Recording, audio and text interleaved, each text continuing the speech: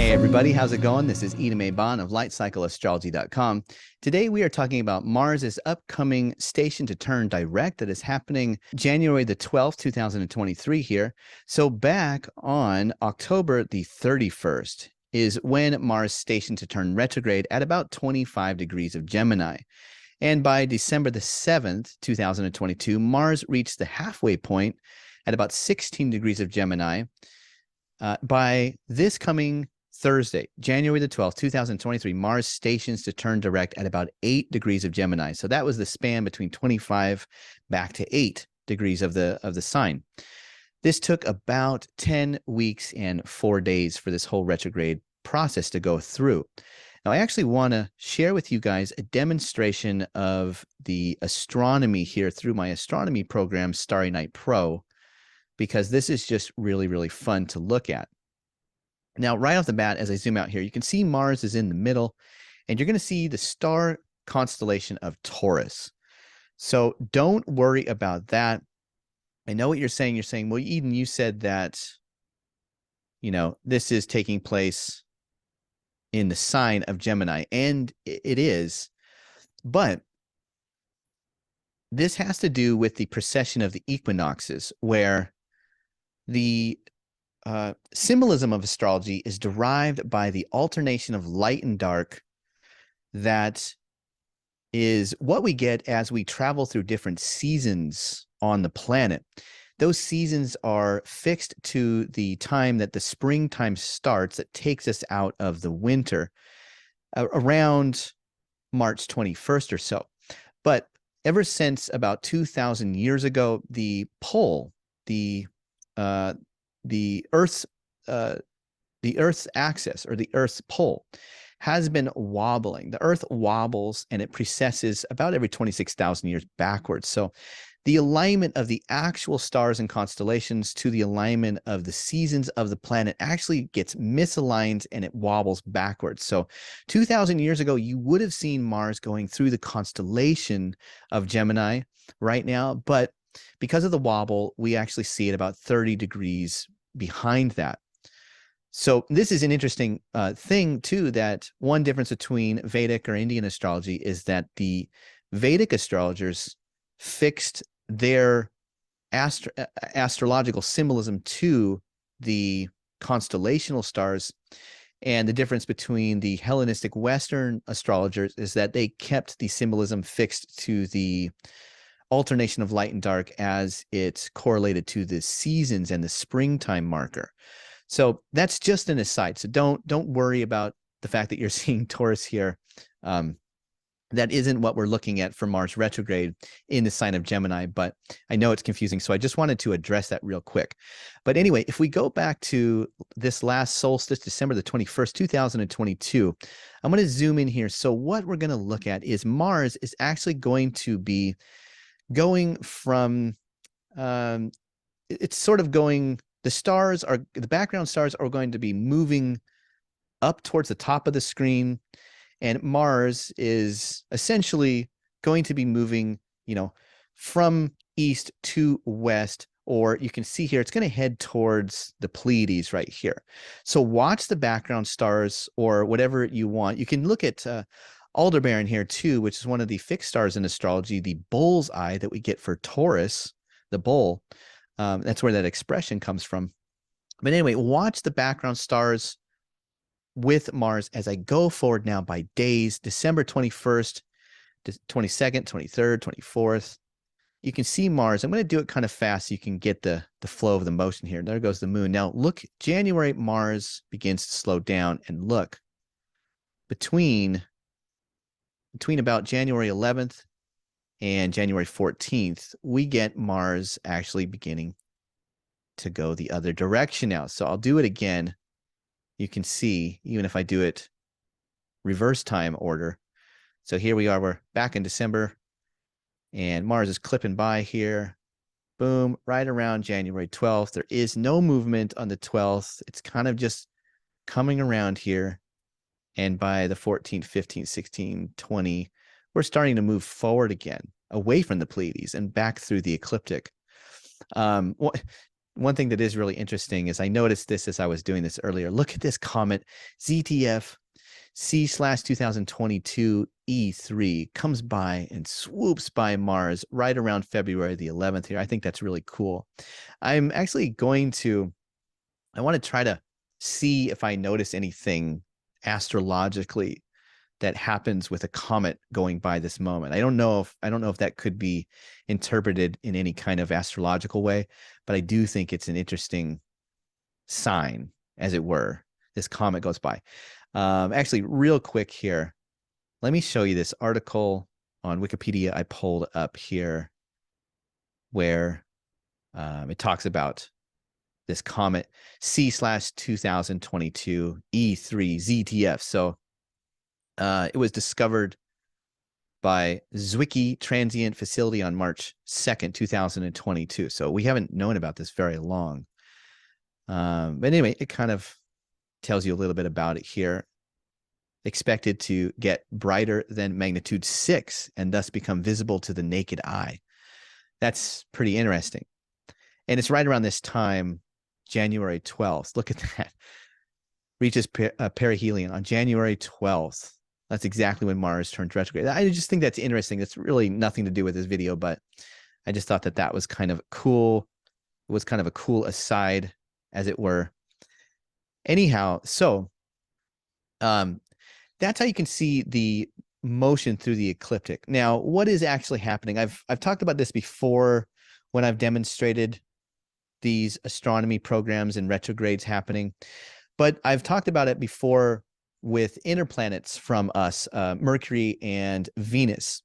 Essentially, what is taking place is that when a retrograde planet appears to go backwards through the ecliptic, it's either that they're on the inside orbits from Earth, going faster than we are, or in this case, now we are the inside orbit planet that is faster than Mars. Earth travels faster through its orbit, or on its orbit, than Mars does on his orbit, and we are swinging past. And as we swing past, it looks like Mars is going backwards. That's because we don't perceive the Earth traveling through its orbit, or traveling along the ecliptic through its orbit. We don't perceive that movement. We just feel like we're staying still. So it looks like Mars, from our perspective here on Earth, begins to go backwards through the ecliptic. But by the time we gain enough separation and we start to kind of curve around our corner here, then it looks like Mars kind of stops as we gain distance, and then it'll begin to go in its regular motion counterclockwise from our perspective here on Earth through the orbit. So that is a little bit of the astronomy that gives us some of the foundational meaning for the astrology, right? We're always getting a lot of the astrological symbolism is derived from the astronomical movements or occurrences. Now what I want to do, though, is share with you some of my notes on this for the meaning of the astrology for the retrograde itself. The meaning of a retrograde planet is what we're getting into now. We have to go into a few fundamental concepts that give us the symbolism for a retrograde planet.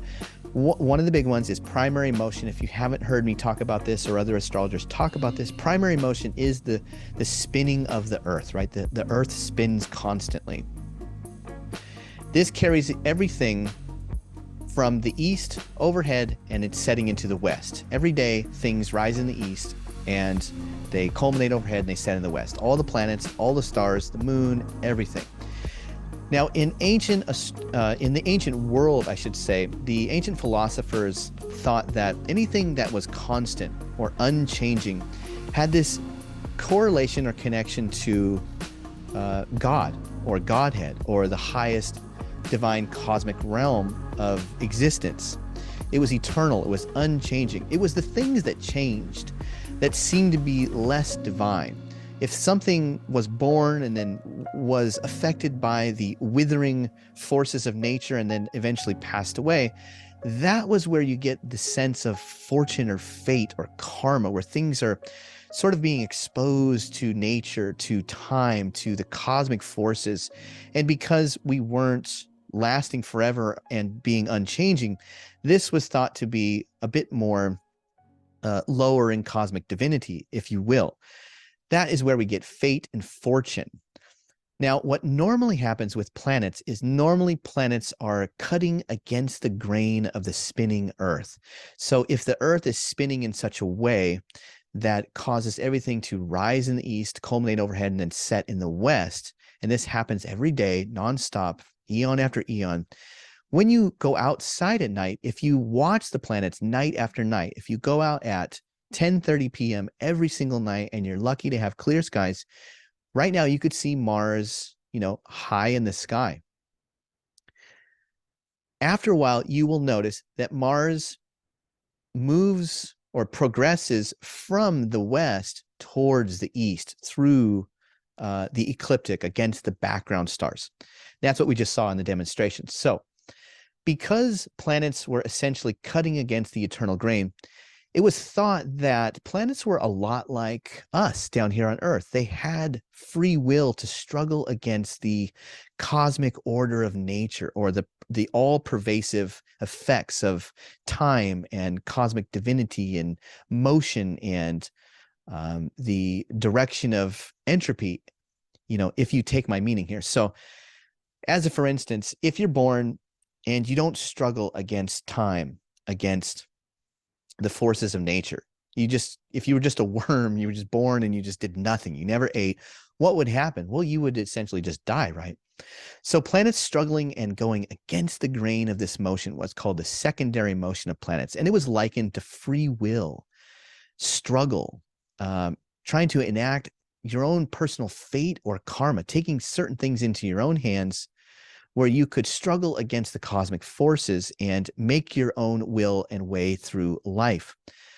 But when a planet fell back into that primary motion and was carried back by the spinning of the globe, the ancient philosophers thought that that must mean that they somehow lost free will, somehow lost autonomy or ego or their effectiveness to manifest what it is that they represented or mirrored within human archetypal experience, right?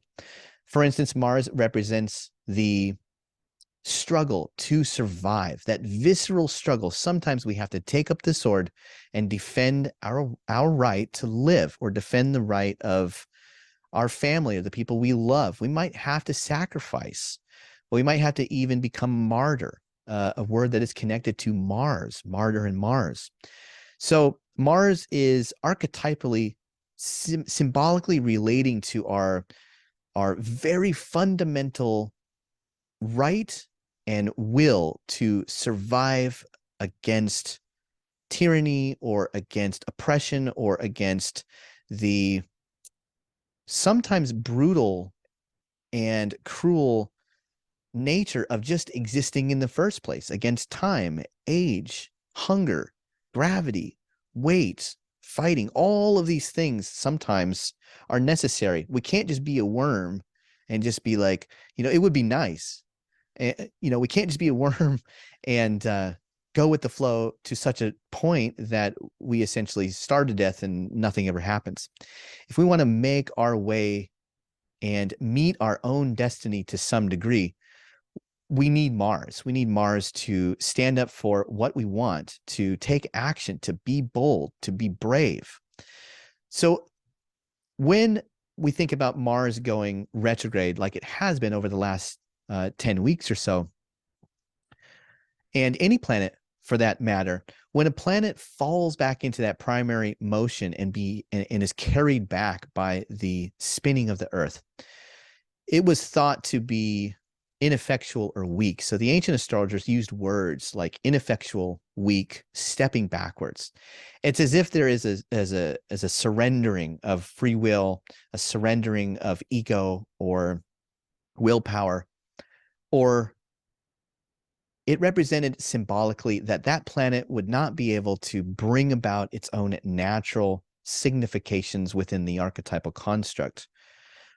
That being said, as now Mars begins to slow down to station to turn itself back into its regular motion that cuts against the grain of the primary motion, we are seeing a return of Mars's free will, autonomy, personal agency, ego, all of those things. It's as if Mars takes back up the sword and re-engages the war. I get the sense that it's a lot like like in a sports analogy, you would have an athlete that is on the bench for the retrograde period, and he's just kind of watching the game. He doesn't have a lot of agency to affect the outcome of his life at that point. He's kind of just in timeout or whatever.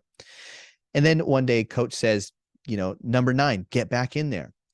That's sort of what is happening coming this Thursday is our player is getting back out on the field. He's going to be doing things that have a karmic effect in his life and in the world around him. Now, let's take a look at how fast does Mars begin to reenact or to get back into the game, as it were. So I just typed out a simple list of Mars's acceleration, starting from where it stations to turn direct.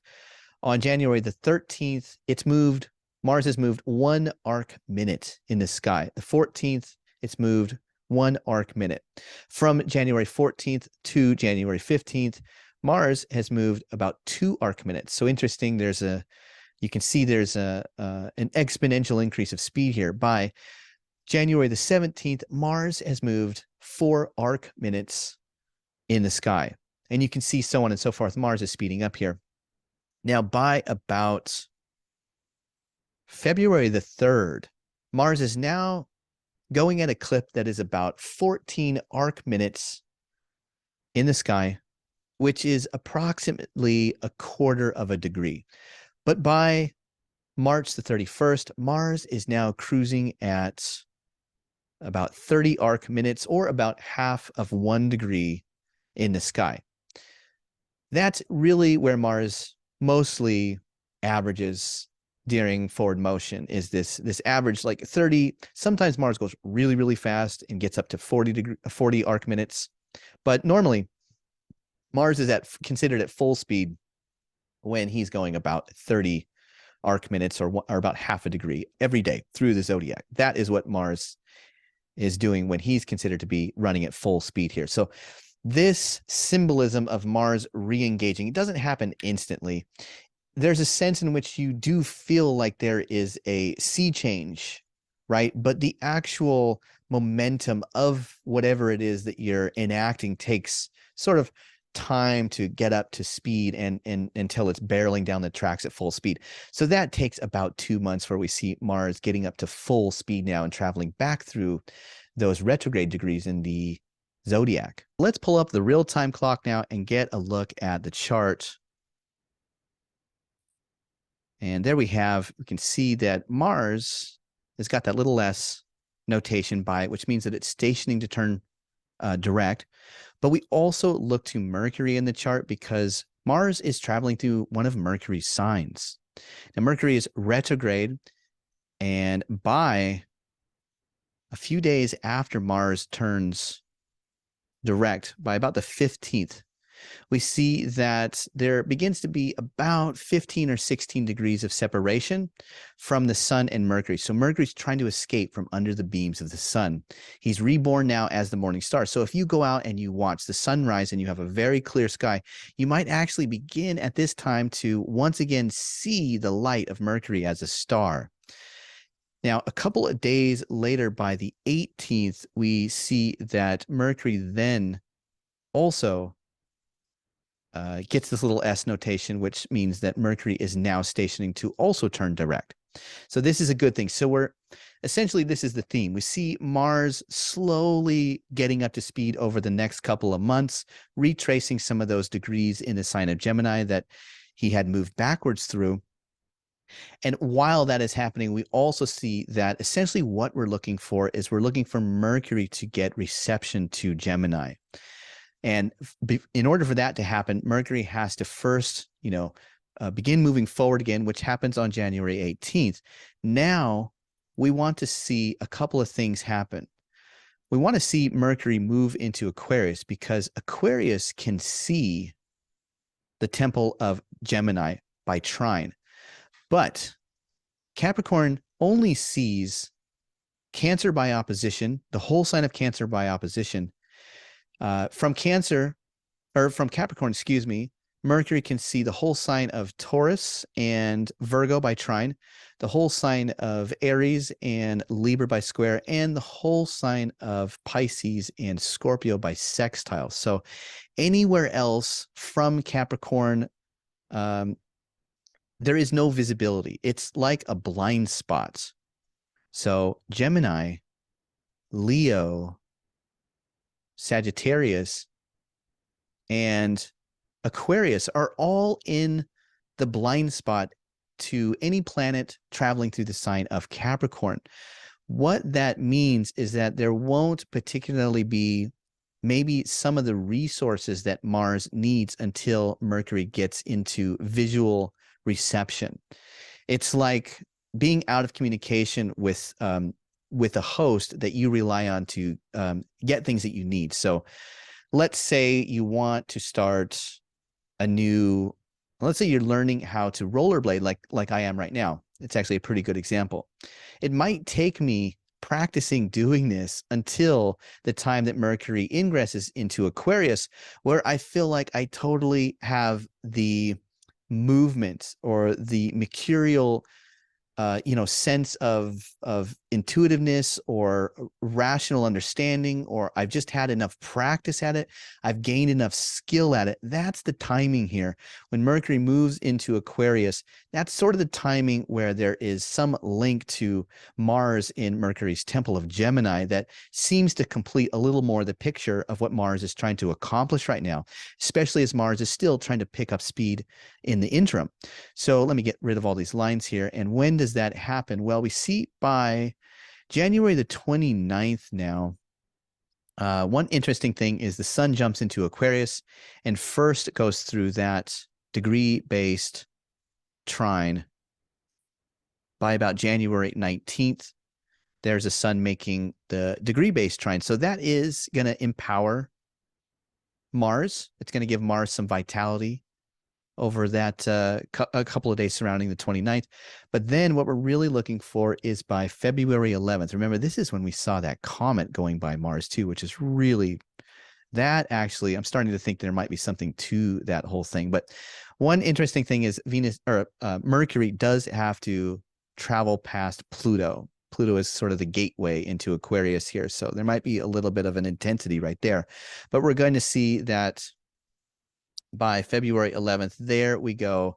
Now we have whole sign reception to Gemini. Mercury has. As Mercury traveling through the entire sign of Aquarius will have that whole sign reception to his temple where Mars is being hosted at. So this is when we see things improve.